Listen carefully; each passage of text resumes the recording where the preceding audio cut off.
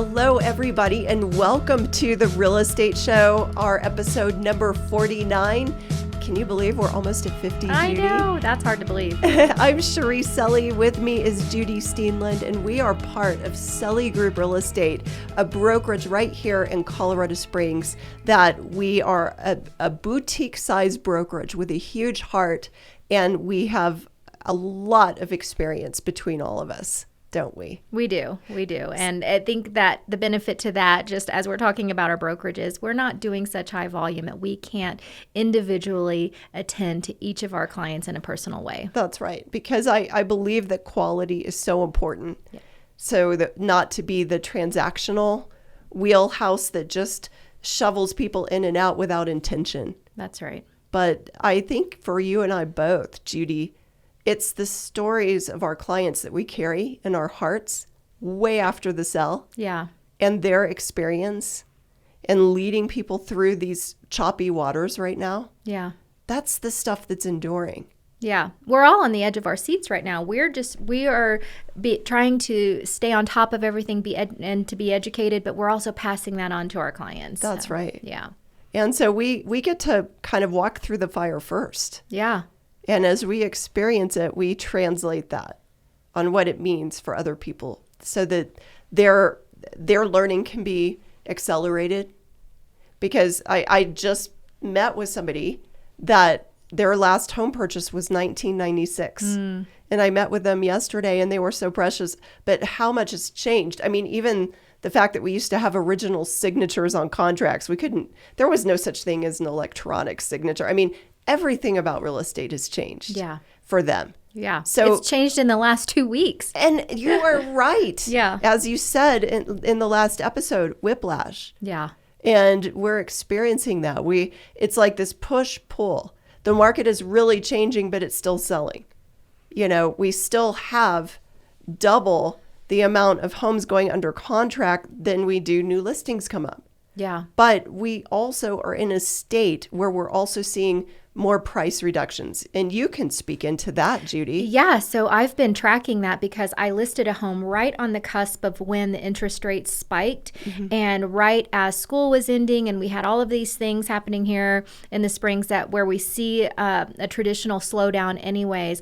But as I've tracked over the last 2 weeks, we've had anywhere from 150 to 215 price reductions on a scale of every 7 days that we get our hot sheets every day. So when we watch those, that's on a 7, we can adjust it, but I watch the 7-day markers. 150 to over like 215 is what it's been every single day on price reductions. That's amazing. And on the date of airing this podcast, which is May 25th, right at Air Force graduation and all of that, this will actually go out in June, but we're recording in May. As of today on the MLS, there were 376 new listings in the past week, but 203 price reductions. Yeah. And I don't want people to panic when they hear that. It's not so much that we're seeing that people are having to undercut or take lower values on their homes. They're just having to adjust to where the market is supporting the prices. And That's so where right. we might have been on the high end of the spectrum, we're just trying to adjust back to a more moderate level. And we've talked to a couple of builders agents and reps here in the last, week or so. And even for them, their waiting lists are coming down. So there's good news for sellers and for buyers. This is not all bad news. It's not all bad news. Yeah. And I think, so let's talk about that good news for buyers. Yeah. Because buyers had, there were only a few hundred homes, not even 200, active on the market at the beginning of this year. Yeah. Less than a few hundred. Yeah. And you had to almost be in a raffle. You had almost as good of a chance of winning the actual lottery. I was going to say, they actually called them the lottery. Like the builders were calling it a lottery system that the buyers would have to go into. And I think you had one. Yeah, I did. Where you had like 2 minutes to respond. Yes, we want it. What is it? We don't know. It's just a lot. Do you want it or not? Exactly. Yes, we want it. Right. I mean, literally, it was the first response that got that home. Yeah. And it was incredible because the amount of response that they had, but we got it. My client was watching, I was watching. he was number one, I was number two in the response. Right. It was like, I felt like we literally won the lottery for that. Yes. But those waiting lists are coming down. I think so many people were wanting or not wanting to enter into a bidding war on existing homes that they were riding over on the new construction until even that became a lottery system. But again, this is good news in that there's more choices, there's less bidding wars, and while the interest rates stay up where they are, I think we're just going to see a little bit more of a stabilization. And we have to accept that interest rates are what they are. Like we can't go backwards. We can't make this the beginning of the year. So we have to be creative about the options that are available for people now. Yeah. But buyers, even if interest rates were 3% and you wrote 50 offers and you couldn't get a home, if interest rates are higher, but you have choices. Yeah, that's right. Well, and we were under some rates were under 3%, and we've jumped to over 5%, so it's significant. And this is actually just a funny, but somebody said, "Are arms coming back?" And they were like, "Arms? Weapons? No. What does that mean? What does that even mean in the Yes. real estate world?" No, that's adjustable rate mortgages. So that's another something that we're starting to see again. These are words that some new licensees as agents have never even heard of or walked through themselves. Right. Like we had a whole time where everybody was doing these kind of loans or this is another term that's come up recently with a lender, and I haven't heard it in a long time, a buy down. A buy down. Well, I had a call about someone asking me if our loan was assumable. That's not language we even talk about these days. On right? your own house? No, on the listing that we had. I was thinking, is that an assumable loan? Oh, that's amazing. Actually, it could be.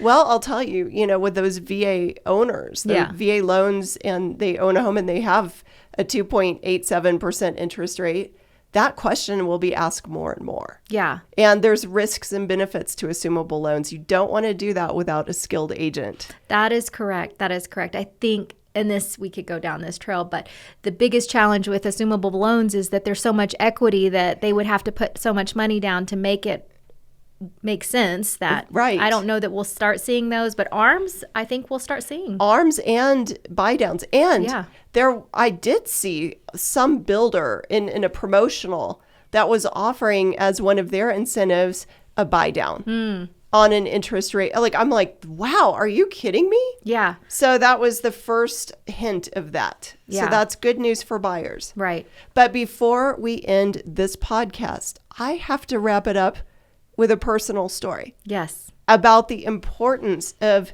the human touch in real estate. Because, Judy, this is what you and I talk about all the time. Nothing replaces the human experience. Yeah. We're humans working with humans.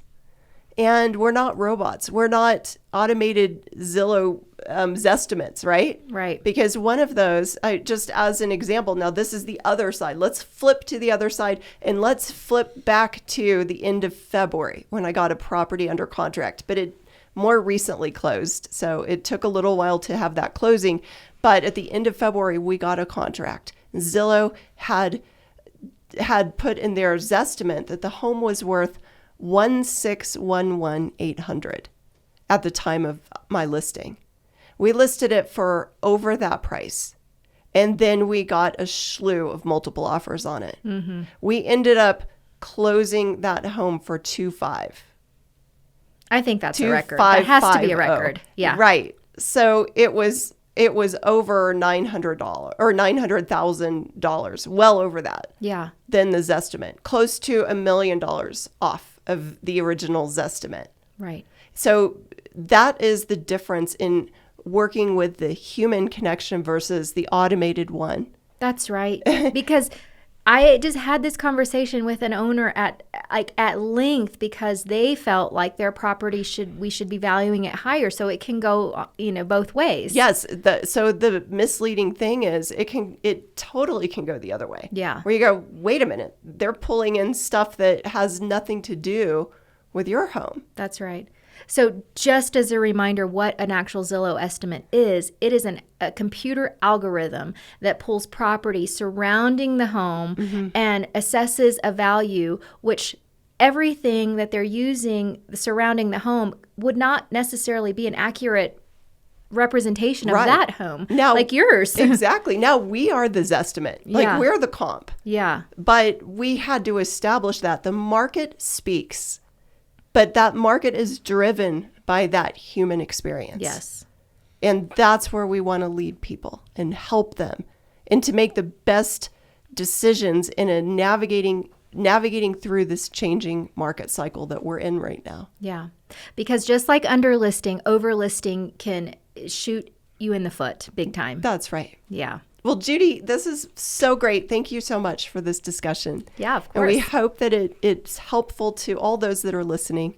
Please reach out with your questions, your comments, anything else that you're curious to know about. As we do our research, as we're experiencing things, we want to hear about what you need to know. What are the things that you're afraid to talk about or you want us to talk about so that you don't have to talk about it? Right. No question is a dumb question. That's right. Yeah. So we welcome you to engage, be a part of our community, be a part of what we're doing. We're doing this for you. We're not doing it to hear ourselves talk about all this. So thank you so much for tuning in, everybody, and we will catch you next time.